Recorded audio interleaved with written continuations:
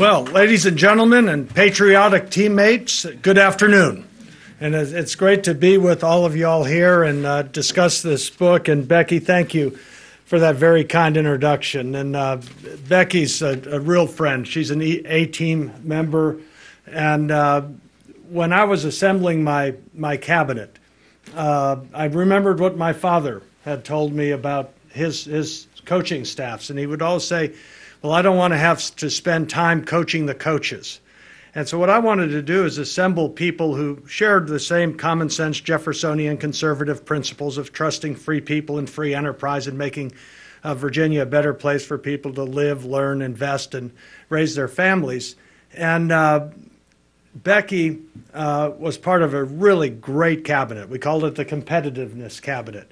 And I wanted folks who were in the cabinet, like the assistant coaches, part of the leaders of the team, to actually know more than I did. You want to share the goals and the audacious agenda that we promised to the people of Virginia, and you wanted each of those cabinet secretaries to know more than I did. I didn't want to be the most knowledgeable, and Becky, on so many of our successes in economic development and bringing jobs and regulatory reform, was an outstanding leader. It was a great cabinet. Kay James, Rob Martinez, Bob Skunda, Jerry Kilgore. I forget someone out of the whole scheme of things, but each and every one of those cabinet members were just great all-stars. And that's one of the things I learned from sports. Now, the Heritage Foundation is great. One of the things I love, I know you've given it to me, the ratings of economic freedom. I like measurement. You get that, ratings from sports, power rankings or economic rankings and so forth, and that's what we need to do. Now, my book, What Washington Can Learn from the World of Sports, is dedicated to my wife, Susan, who encouraged me to write this book, and also to my mother and father, because I grew up in the world of sports. The Allen family moved all over the country. My father was an assistant coach and a scout, and then ultimately a head coach. And we moved around a lot, and you do learn a lot. I did, being on the sidelines or being at training camp or playing sports myself through the years until I had too many knee injuries to do any. I ride a bike now, fairly pathetic compared to football and rugby and sports like that. At any rate, growing up, there were 4 F's that were always very important in the Allen family: faith, family, freedom, and football. Not necessarily in that order. However, we learned a lot from football. You do learn teamwork, as Becky said in her kind introduction. You learn perseverance, you prepare practices, and making sure there's quality, not just quantity. There's also the aspect that you get knocked down, you get back up, you learn from mistakes. The other thing, and I recognize this later in life, is that with my father's teams or the teams I played on, is that it's a level playing field. You always knew that. But on your teams, you had people of all sorts of backgrounds. The players that were on my father's teams were like uncles to us. So it was a family-oriented aspect to all my father's teams, and on those teams you don't care where they came from, what their race is, what their religion is. All you care about is whether they can help your team win. It's a meritocracy, and that's what we should aspire to in our society. Unfortunately, the federal government doesn't look at it that way. Instead of rewarding and celebrating success, the federal government says, no, we ought to have equal results, regardless of whether someone earned it or not. And so that's one key area where Washington can learn from the world of sports is that meritocracy approach.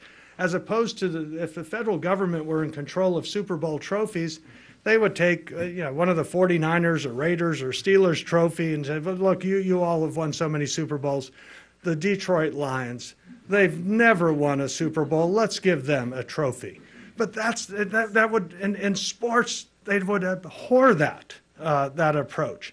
And so I think that when you look at our country, America's at its best when it is a meritocracy, where people with their own creativity, their hard work, their diligence, their preparation, their innovative leadership are competing and succeeding. And that's why I think people actually do like sports. A friend of mine, Johnny Meza, I have this in the book, he says, well, the only section in the newspaper that you know is printing the truth is the sports section. You have the scores, how many hits, how many runs, how many touchdowns, how many passes were completed. And there's not a question, there's an objective aspect of it. And that's why I have a chapter in the book entitled What Gets Measured Gets Better. You don't watch a basketball game wondering what the score of the game is. There's a scoreboard. And it's very important that there is that sort of competitiveness, but also accountability and measurement. No one gets into a boxing match thinking, gosh, let's go 12 rounds and let's hope it ends up in a draw. Or no one buckles on a chin strap and a helmet and says, gosh, I hope this game somehow ends up in a tie. The Washington way of looking at things, you start a race, some sprinters in a race, and the Washington view is, all of them should finish the race holding hands at the same time. Now, that's not the way it is. People compete to succeed, and people earn success, not have it given to them. And now, what my father would say is, for America, that the future is now. And there's an urgency that is needed. Too often, in Washington, kicking the can down the road is acceptable. That can is now turning into a barrel. And our country's debt has exploded. We are losing jobs. We're in danger of losing our competitive edge in the world. And these problems aren't going to get solved simply by ignoring them or tying up our economy with mandates and dictates or dictates on the energy we use, the health care we apply, or the government taking away some of our income. The stimulus, these wasteful stimulus programs only recklessly put us into greater debt. Or they want to raise taxes on dividends and income and capital gains, or these VAT taxes. None of this is going to make our country more competitive for investment and job creation.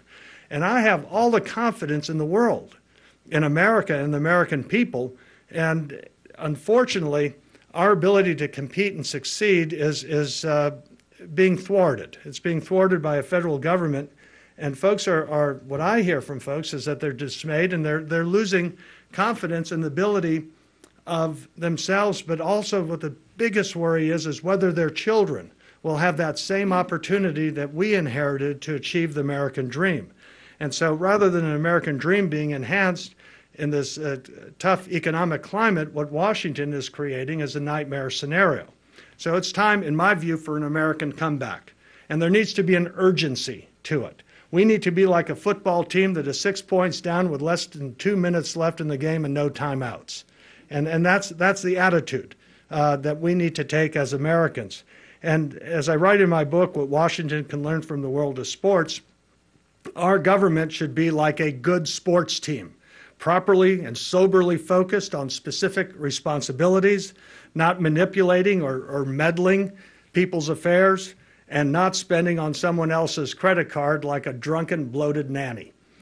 Now, in football, I was speaking at St. Paul's College on energy just a few months ago before my book came out, and and there were some football players there and some coaches. I said, hey, coach, do you all ever punt on first down? The coach said, no, you never punt on first down. I said, perfect. That's the title of one of the chapters in my book, Never Punt on First Down. In football, if you're punting, it's a failure to matriculate the ball down the field, as Coach Hank Stram once said. In other words, you're not moving, you're not scoring. You're giving up by having to punt. And you would never want to be punting unless it's the last resort. In Washington, we have been punting on first down on energy policy since the 1970s, when OPEC started manipulating oil production and raising prices. And here we are continuing to be vulnerable to hostile dictators, cartels, and oligarchs when we have the resources under our land and under our water and the creativity of the people. In sports, you all see people saying, we're number one. They could be a team that's just slightly over 500, and they're saying, oh, we're number one. Well, you know what? America is number one when it comes to energy resources, thanks mostly to our plentiful coal as well as our oil and gas resources.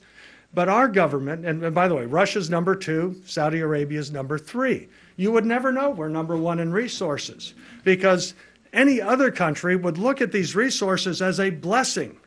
Our government looks at these resources as a curse. And so, in my view, we really do have to do a lot of things. And if I do have in my book a winning energy game plan for America.